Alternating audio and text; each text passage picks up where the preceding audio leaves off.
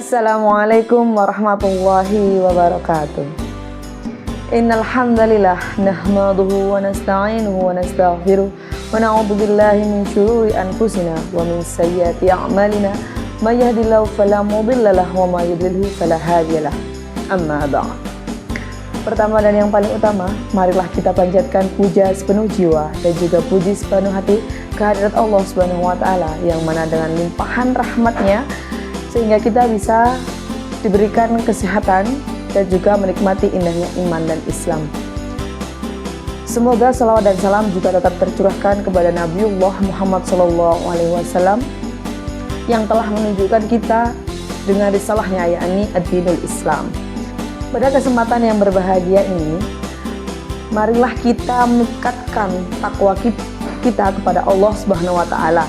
Bagaimana? Dengan cara mematuhi segala perintahnya dan juga menjauhi segala apa yang dilarang oleh Allah. Nah, di era yang penuh dengan kecanggihan teknologi ini, kita harus waspada. Mengapa? Karena dengan cepatnya persebaran informasi, jangan sampai kita terjerat hal-hal yang membuat rugi kepada kita sendiri. Nah, salah satu wujud kita melaksanakan perintah Allah dan juga menghindari larangannya adalah dengan menjaga lisan kita. Mengapa?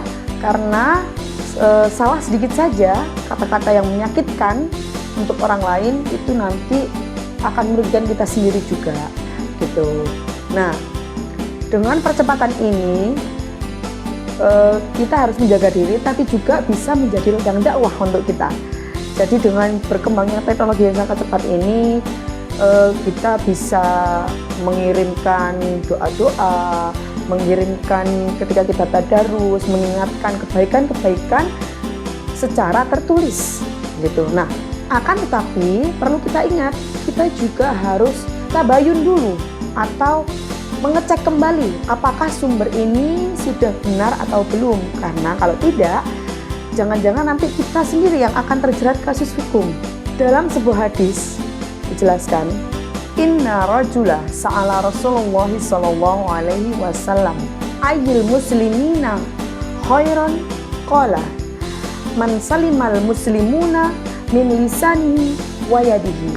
Ada seorang laki-laki yang bertanya kepada Rasulullah sallallahu alaihi wasallam, siapakah orang muslim yang paling baik ya Rasulullah? Beliau menjawab, seseorang yang orang-orang muslim lainnya selamat dari gangguan lisan dan juga tangannya. Nah, dari beberapa hal tersebut, maka ada manfaatnya. Mengapa kita bermedia sosial itu harus sesuai dengan rambu-rambu. Kita perlu detox. Nah, apa itu detox? Detox itu kita mengeluarkan racun-racun atau kita membersihkan, menjernihkan apa yang menjadi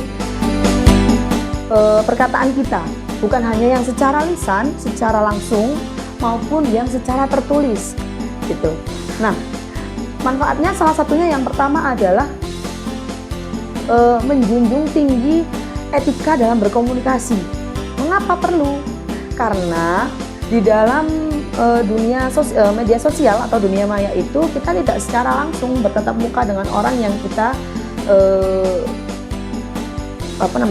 chat atau komen atau apa gitu ya. Karena biasanya ada beberapa, karena hate comment itu seseorang itu jadi stres, seseorang itu jadi yang sekarang ini baru-baru ini yang marak malah ada yang bunuh diri. Nah, itu merugikan orang lain dan juga kita kena juga dosanya, begitu kan? Nah, yang kedua adalah kita juga harus selektif dalam menyebarkan informasi. Itu tadi yang saya bilang di awal, kita harus tabayun dulu. Jangan sampai kita menyebarkan berita-berita yang salah atau berita hoax kita menyebutnya kalau sekarang. Karena ya begitu tadi, jangan-jangan nanti malah kita yang kena juga di UU ITE gitu ya, yang berlaku di Indonesia. Nah, yang ketiga, jangan sampai kita menyebarkan rahasia pribadi di ranah publik. Ya, kenapa? Karena baru-baru ini ya banyak kasus itu tentang ada yang tidak merasa meminjam, tiba-tiba ada rentenir atau debt collector yang menghampiri karena ternyata datanya itu disalahgunakan oleh orang yang tidak bertanggung jawab. Nah, kemudian yang keempat adalah kita harus bijak dalam mengatur waktu online. Ya, karena kalau misalnya kita kadang-kadang anak zaman sekarang itu kalau sudah scroll TikTok, Instagram itu kadang-kadang suka lupa waktu, sehingga terlewatlah waktu sholat, terlewatlah waktu makan, bahkan terlewat juga waktu bersama keluarga. Kemudian yang kelima, jangan sampai kita melupakan hak cipta. Kita harus melampirkan kalau misalnya kita ingin sharing sesuatu, misal kita mau share tentang kajiannya Ustadz Adi Hidayat atau kajiannya Ustadz Abdul Somad atau siapapun itu, jangan lupa dicantumkan sumbernya dari mana. Karena kadang orang yang tidak rela hasil rekamannya, hasil editannya itu tidak dicantumkan, nanti kita akan dijerat kasus plagiarisme, begitu ya. Kemudian yang terakhir adalah kita juga harus berhati-hati dalam menyebarkan data pribadi kita sendiri. Jadi kalau misalnya kita mau berangkat umroh, mau pergi kemana, naik pesawat, naik kereta, itu kalau bisa tiketnya itu jangan sampai tersebar, karena nanti bisa jadi ada orang tidak bertanggung jawab mempergunakan itu, sehingga kita kehilangan kesempatan untuk menggunakan tiket-tiket tersebut. Nah, selanjutnya saya juga ingin berbagi terkait bagaimana sih langkah-langkahnya detox digital. Kenapa kok harus ada tipsnya? Kenapa harus kita detox? Ya, yang pertama adalah membuat jadwal.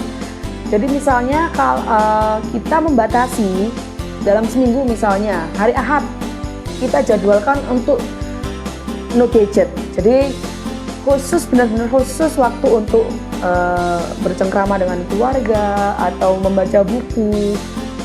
Memang tidak bisa langsung, tapi ya bertahap, step by step.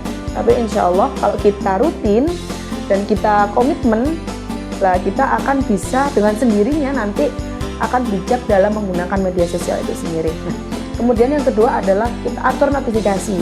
Tanpa sadar ketika notifikasi itu blunting atau ada ting-ting gitu ya masuk, kita otomatis akan langsung tekan, kita akan kepo, kita akan mau lihat itu apa sih, notifikasi apa.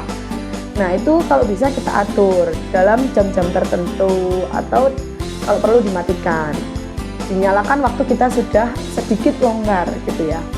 Nah, kemudian yang selanjutnya, tips yang ketiga adalah kita batasi waktu layar. Kan bisa ya itu ya, dibatasi waktu layar, misalnya 5 detik, 1 menit, kalau tidak digunakan mati sendiri gitu. Atau kalau perlu dibuatkan alarm untuk sudah waktunya tidak menggunakan gadget lagi atau bermedia sosial lagi.